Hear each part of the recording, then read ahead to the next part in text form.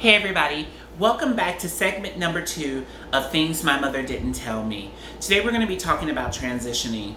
And transitioning is a touchy subject for a lot of trans people.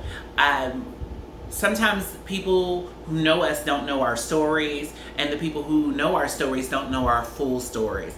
So today I want to talk a little bit about that because I know that my transition was public. I know that I did it in a place that I worked, and that is not something that a lot of trans people have the opportunity to do. So I definitely want to, in talking about my story, note that I know that I am very lucky to be successful, to have the life that I have, and I have to acknowledge those privileges because I understand that a lot of girls that look like me don't get the opportunities that I've been given. I know that when we talk about trans people, when we talk about transitioning, I know that we need to talk about the highly disproportionate rate of homelessness, suicide, mental illness, unemployment, and murder that often plagues the transgender community. So I definitely want to acknowledge that. In talking about my transition, it'll be all over the place, I'm sure, because I know who I am. So I definitely want to start at the beginning. I started transitioning around 1998, 99, and this happened in a car on the way home from a booking with a girlfriend of mine who her name is Austria Andrews, and I was crying and just talking about the difference in my life, meaning that on one end I was working at a nightclub where people loved me and appreciated me and showed me love, but during the day I was living a totally different life, being a recluse, living in the house, not afraid to go out, but just not feeling myself. And she offered me an opportunity to look into that. She answered some questions and told me that she thought that maybe going on hormones would be something that I should think about doing. So she gave me my first bottle of hormone pills. And back in those days, if you were seeing a doctor, which was very rare, because there weren't very many doctors prescribing hormones at that time. So most times you were getting your hormones black market through somebody, a shot here or a shot there, pills here, pills there. I know that I got pills from Robin Dupre, I got shots from Robin Dupre, I got shots from Deidre Hall. Back in those days, that was really how it started for most girls. And looking back over it, I mean, it's a very dangerous situation being unregulated, but that is what happened back in those days, and that's what we did.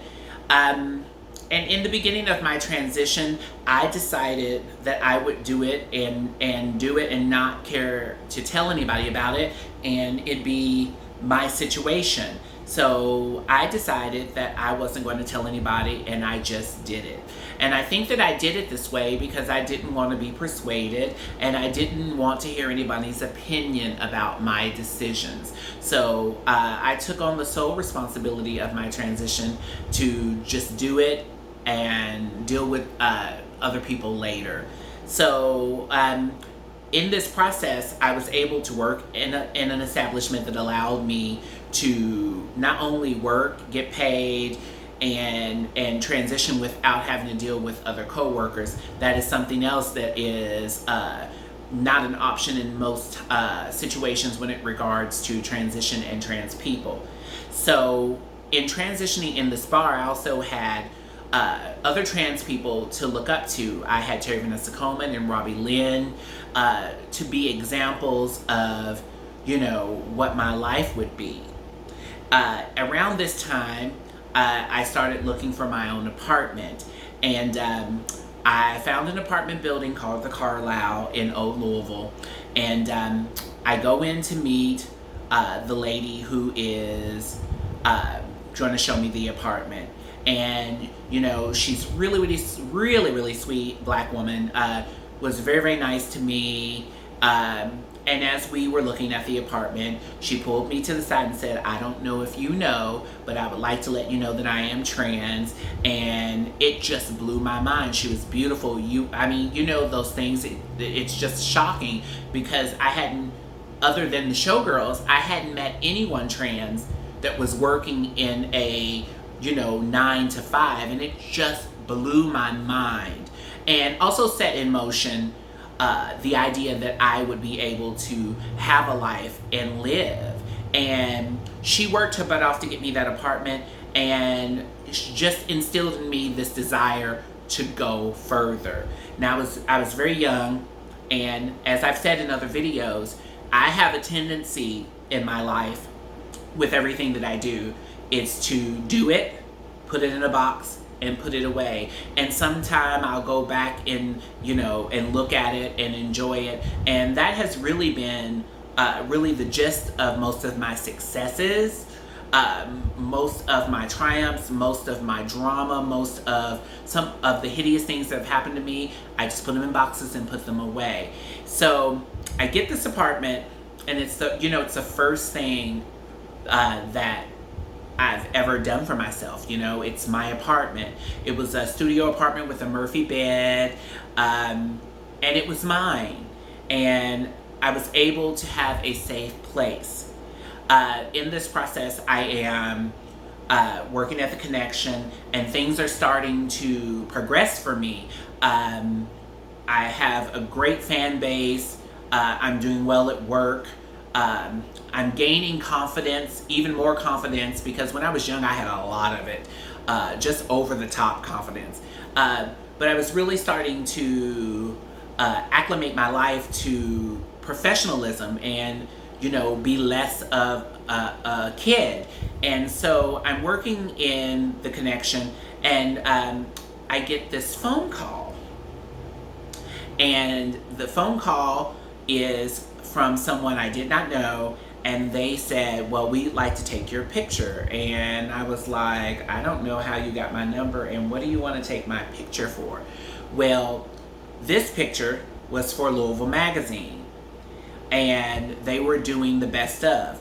Now, remember, I had barely been, aware of anything other than the shows, music and entertainment. I didn't know about Louisville Magazine. I didn't know how big of a moment this was, but I said yes, and they said it was going to be for the Best of Louisville edition, and I was like, okay. And they were like, it's going to be Best Drag Queen, and I was like, well, if you could, I would like you to change it to Best Female Impersonator, because I really didn't feel comfortable with the word drag queen. So they changed it. We shot the pictures, and 4 or 5 months went by, and then the magazine came out. I did not realize how big of a deal this would be for me because, again, I was still naive. I didn't understand the gravity of what that meant. When I thought of it, I only thought about my friend group. I didn't think about the whole city, that it would be on airplanes flying across the country, that many, many people would see this. And so as I did everything else, I put it in a box, put it away, and kept on. I know that now, looking back, how big of a moment that was, and a lot of the things that it afforded me going further. I worked at the Connection during this time, just on cloud nine that I had been chosen for this because, as I said in the video before, I had such highs and lows with lots of people in the entertainment business. So it was definitely a win for me. I continued on for many, many years working at the Connection, and had lots of pageant wins. Back in those days, we were taught that, the way to be relevant, the way to make it forward would be to win pageants. So I did quite a few contests. I have almost 50 titles under my belt, lots of awards, and I found in all of that, the competing, the getting ready, that I was not really doing a lot of it for myself. I was doing it for the establishment. I was doing it for friends. I was doing it for the things that it would bring. But I look back on it and I can only name a couple of the pageants that really, really touch me, the ones that mean the most to me. But for the most part, it was business. I was doing it for business. And I don't think that I had the discipline that a lot of people that I admired had, because pageantry is about discipline, and it's really about politics, and I just didn't have it in me to do the politics of pageantry. But I did love music, and I really knew that was an area that I wanted to be in. And I got a phone call one day from a club called the Red Lounge, and they were having a Mardi Gras party, and they hired me to hand out beads. It was a great night. It was just a fun experience, and at the end of the night when they were paying me out, the manager said that they really loved me and they wanted to do something with me, and what did they think I would want to do. So I said, how about we do an alternative night. Back in those days, it wasn't a gay night, it was an alternative night. So we decided that that's what we were going to do. And we had meetings, and right up until the point that we were about to start getting ready to do promotion, we had a meeting, and they had decided that they wanted me to be the DJ because they loved the music that I did in the show. So, in the show, my music was being mixed by various people. Most of my mixes came from Mark Howard. He did almost predominantly all of my show mixes. But I did have some mixes that were done by Marty Carlton, Don Bright, and Tom Remix. So they were like, we love the music you do. So I became their DJ for this event. And I didn't know how to mix CDs, so I had to go out and buy 2 CDJs to teach myself. So I buy the CDJs, I'm teaching myself to mix, and then we launch promotion for TNA Tuesdays at the Red Lounge. Now, I got this job because Kim Cerise, who had her Dirty Soul party, had left Red Lounge from doing that party, and they were looking for something new to do. And Kim, who is a big part of the scene here, those are really big shoes to fill. And again, did not know that. I did not see how big of a moment this was going to be. So, we do the Tuesday, it's a success, and then I got photographed and a story written on me for Party Crasher for my night at the Red Lounge. Again, did not understand how big this moment was and how many people were going to see this. So with the success of TNA Tuesdays, we got a Thursday night. So I was doing Tuesday and Thursdays at the Red Lounge. Pardon me. So, this was a really big deal. Moving from the Red Lounge, I went to the Pink Door. And this is where I credit becoming the DJ, because although I was at the Red Lounge successful, I was relying on tricks and knowing where the breaks were in the songs to do some of the things that I was doing. So when I got to the Pink Door, it was a learning experience because I met other DJs who helped me form, where I was going to go with my sound. I got the Red Lounge gig through a friend of mine named Jeremy. Jeremy was like, there's this new club that's open, you got to go check it out, you would really do well there. And so I went, I checked it out, I auditioned, I had a night, they enjoyed it, and I became the DJ for Thursday at the Pink Door. Now, Thursday at the Pink Door was an experience. It was the place to be. It was a restaurant that was turned into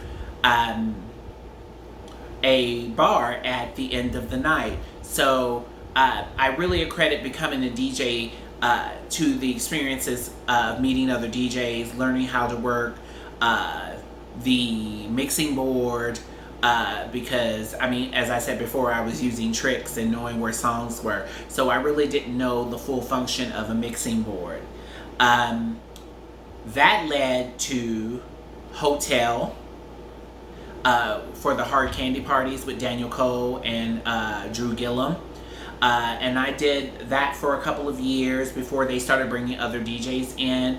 And that was real pivotal because that's when RuPaul's Drag Race had started becoming, a thing. And he would bring in the RuPaul girls, and just a great platform. Again, not understanding what was being seen and how I was being seen and what it was doing for me around the city.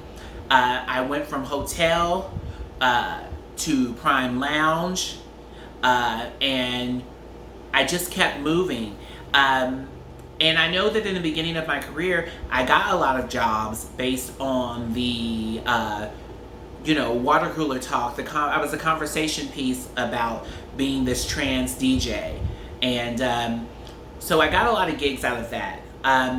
Things started working out for me, and I started realizing that performing wasn't where I wanted to be. It wasn't fitting well into this new life that I was building. In this process of professional growth and being seen by, not only my peers but the city, I had a very interesting conversation with a local performer, also another trans woman, and her name was Mahogany. And she was like, you really need to think about getting your name changed, because if you're serious about this life and you're serious about doing this, you need to change your name. And so I went to the courthouse, I signed my paperwork, I got it notarized, I took it back to the courthouse, and I got my name changed. One of the biggest things that in the beginning that really helped me, because it was a sense of validation in a way, feeling comfortable being able to pull out my ID. Although it wasn't fully comfortable because my gender marker wasn't changed. And anyone who's trans knows how important it is to feel fully who you are and to be able to be recognized when you pull out your identification. So I changed my name, and I set off to figure out what I wanted to do. And I realized that, performing wasn't really where I wanted to be anymore. And I had moved around quite a bit. I had gone to Nashville and lived in Nashville for a year and a couple of months. And then I moved to Orlando for a few months. And then I came back to Louisville and I started performing again. And in all of this, music was still important to me. So I decided that I was going to be a full-time DJ.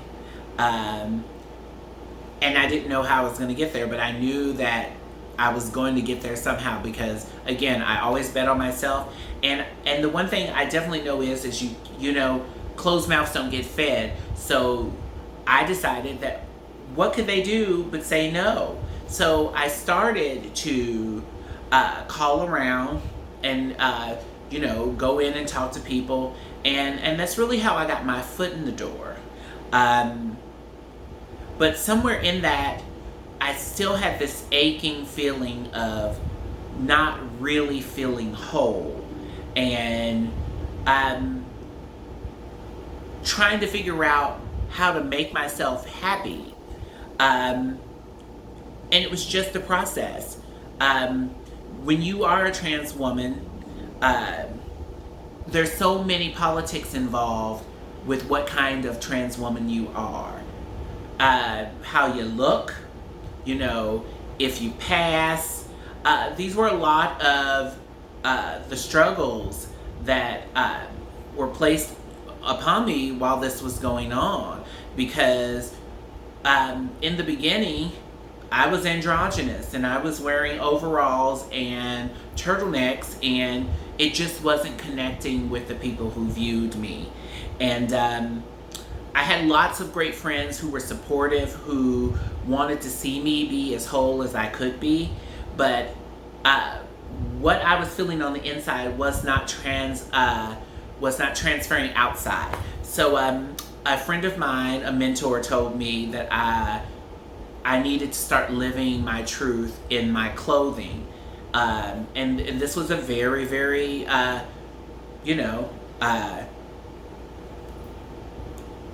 stressful time for me because I was really afraid to do so.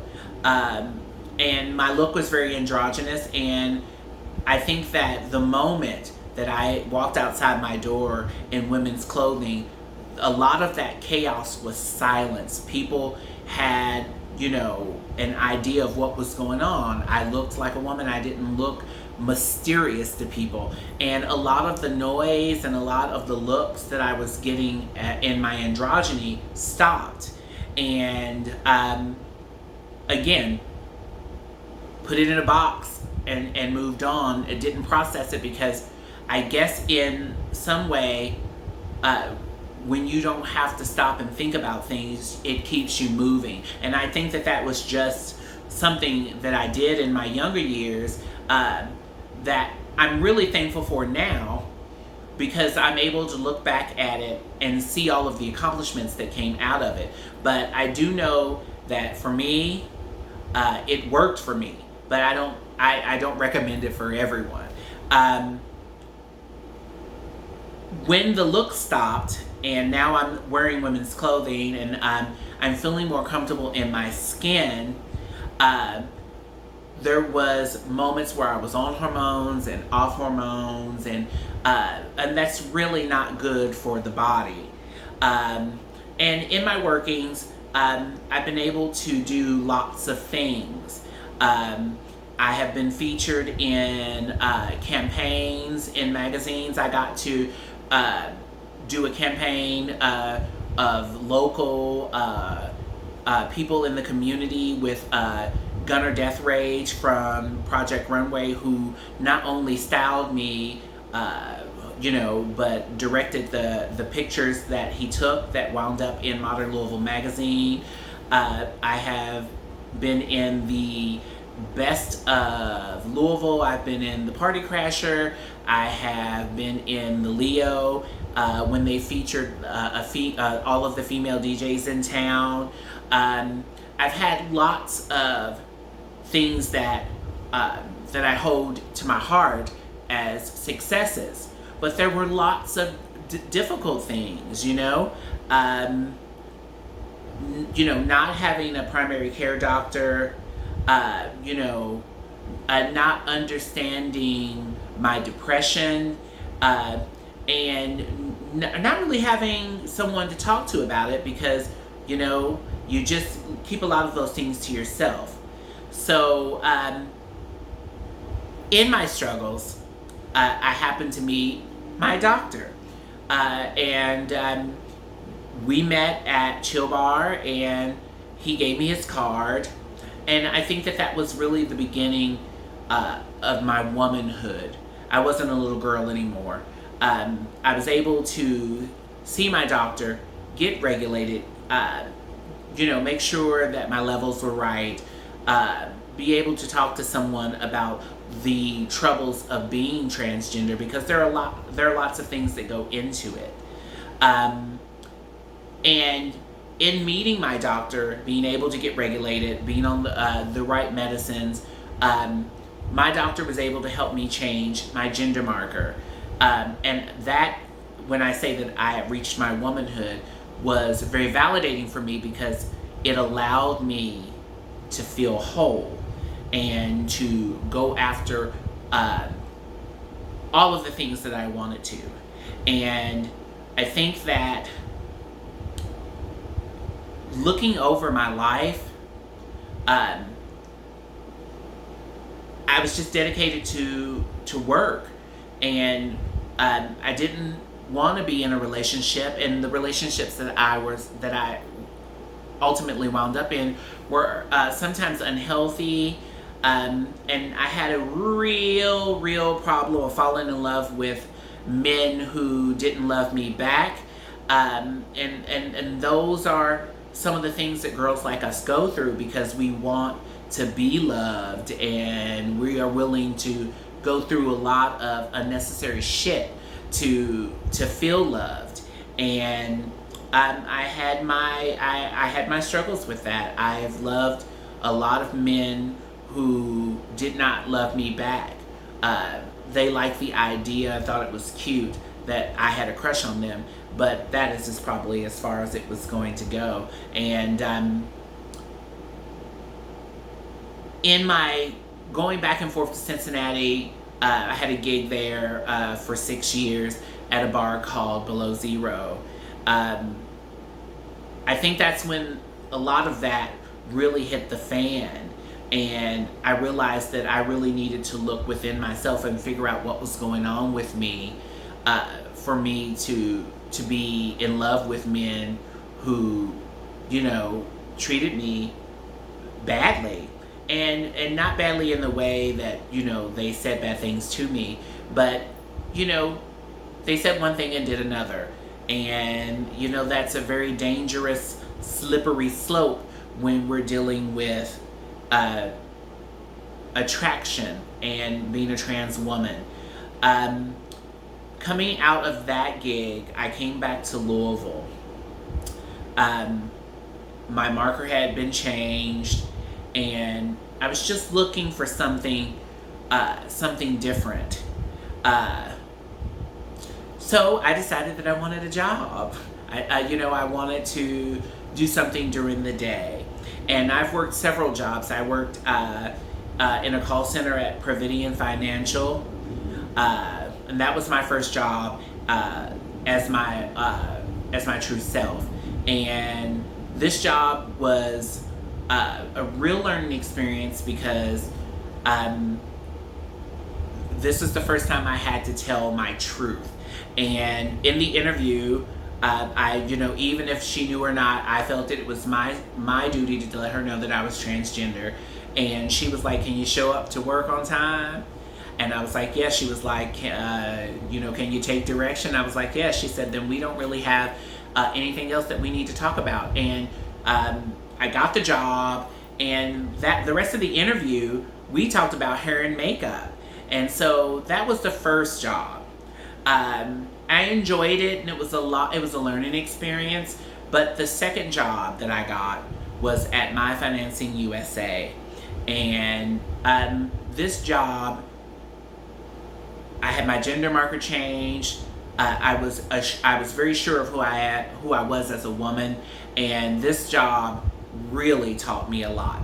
I didn't know what to expect. I went in to apply for a customer service job. I was supposed to be answering the phones, and I wound up in funding. And I enjoyed my time there, being seen, being given a seat at a table of diversity, and I was very happy to be there. I'm learning in my life that there are things that you can control and there's things that you can't. But I know that I've had a lot of change in my life, not being angry at the world or just falling into knowing who I am as a woman. When you're young, when you are 18 to 20, you don't know about politics, and you don't know about your credit score, and you don't know about your FICO, and these things weren't taught to me growing up. And so I had to learn a lot of these lessons on my own. So going into knowing about my financial freedom, having a car and car insurance and health insurance and just being aware of what it means, to look after yourself. It feels good to be able to sit here and share this conversation with you guys. I know it's not as thrilling as part one, but I'm very lucky that I've had trans people. I've had great gay men give me great advice, and I can definitely share some of that advice with you. You know, in my drag career, I was given this great piece of advice about having a bad attitude. You know, my friend Todd told me is that you've got to be nice to people, because how are you going to be you without them? And, you know, that kind of, you know, was a kick in the back, because he was correct. How am I going to be, you know, Simone without the people who are lining up to tip me and loving my work? And I heard that advice loud and clear. Pardon me. Some other advice that I got was from a hairdresser named Nick, and I can't remember Nick's last name to save my soul, but Nick took me under his wing when I was a young gaby, and let me know that it's important for you to have a place of your own to live, because when you get tired of running the streets, it's always good to have a place that you can call your own, that no one can put you out of. So lots of advice that I was given coming into this. Being trans for me was not a trend. It was essential for me to be. I don't think that I would be alive today if I hadn't made this decision. I know that when I changed my name, my aunt was upset with me because I changed my full name and didn't keep our family name. Looking back on that, I probably would have kept my last name had I known that it would have affected my family members in the way that it has. But my transition is about me and only me. In living my life this way, I have to be able to keep my peace safe. I don't think that you should put yourself in a position to be around people who do not love and respect you. I have a very, very, very difficult relationship with my mother and members of my family, but I do have members of my family that love and respect me and see me. My Aunt Jo has always been a big part of my life. My grandmother, who I accredit to being a part of how I got into the entertainment business. You know, my grandmother used to put on music and make me lip sync in front of the family, and I really do believe that that is, as I said in the video before, how Simone, she planted the seeds to Simone. I have my cousins who are very good to me. They're my aunt's children. I have other cousins who love and respect me. And then I have family members that I refuse to speak to, that I have absolutely no time for. I don't consider this to be hard-hearted. I consider this to be a part of keeping my peace. And the things that I've learned over the years with being trans is that a lot of trans people are torn in keeping these communications with family members and allowing family members to dead name them or to disrespect them. And I am just the kind of person, I'm just built this way. I do not allow myself to be disrespected, and if I don't like something, I shut it down immediately.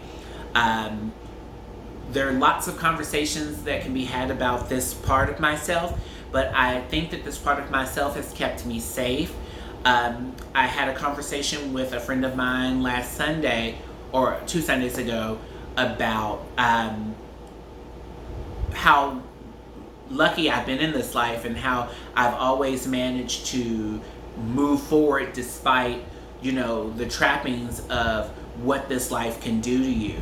Because being trans, with the anti-trans bills, with all of the legislation that's being passed and trying to be passed, and our current president, there's a level of trauma to that a lot of people can't escape. And my advice to that would be to focus on you. If you have family that loves and respects you, hold on to that. But you've got to find your tribe, and you've got to find what works for you. And for me, I found that when I am in the midst of lots of emotions or lots of chaos, I generally throw myself into work. And during this quarantine, I found that there are a lot of things, as I've said before, that I put in boxes and put away. And during the quarantine, I've actually opened a lot of these boxes and explored a lot of the things that were in the boxes, because I put so much away in my life. And I know that at this point I am probably just rambling on, but I'm thankful to have a lot of the things that I've had, to have the support that I have, to have the understanding of who I am and where I want to go. I am lucky in the aspect that I have great friends who support me, that I've been allowed to sit at this table that not a lot of women like me get to sit at in my city, and hopefully be a positive representation of what it is to be Black and trans. Now, the next video, we will talk about trauma, things that happened in my childhood, and how I've been able to work through a lot of that pain to be fully happy in the skin that I'm in. I don't know if this was informative, but if you are watching this and you have questions, you can comment. I know that someone asked me, Chris asked me, how did I get the nickname The Diva Extreme? I changed my stage name a lot on stage, but the Diva Extreme came from being able to, from being a Gemini. People would say, she can go from smiling at you to cussing you out. And that's what the Diva Extreme meant. That I could go from sweet to nasty very quick. But it's mostly love, protecting my peace, understanding who I am, not allowing other people's opinions to put me in situations that do not work for me, and also just betting on myself, because as I said earlier in the video, closed mouths don't get fed, and you have to take a chance on yourself because no one else will. So in closing, I'd like to say, loving yourself is the most important part of being trans. Seeing yourself, allowing yourself forgiveness, allowing yourself grace to get over mistakes that you've made. And I give this advice to the world. And it's a statement that I live by. Lots of people who know me know that I say this all the time. And it is my mantra, and I will share it with you in closing. If they are not feeding, fucking, or financing you, they don't get a vote. They don't get a say. Live your life for you. You only get one life. Live it to the best of your abilities, because you don't want to wind up 50 years old wishing you had done something. The one thing that I wish that I'd done that I haven't done yet, but is in the works, is that I want to live in Los Angeles, and I haven't left because there are lots of opportunities here for me and my business. And am I scared to move to a bigger city and be a small fish in a big pond? There's a little bit of truth to that. But I do bet on myself, and I do know that if I do go, I will be successful because I work hard.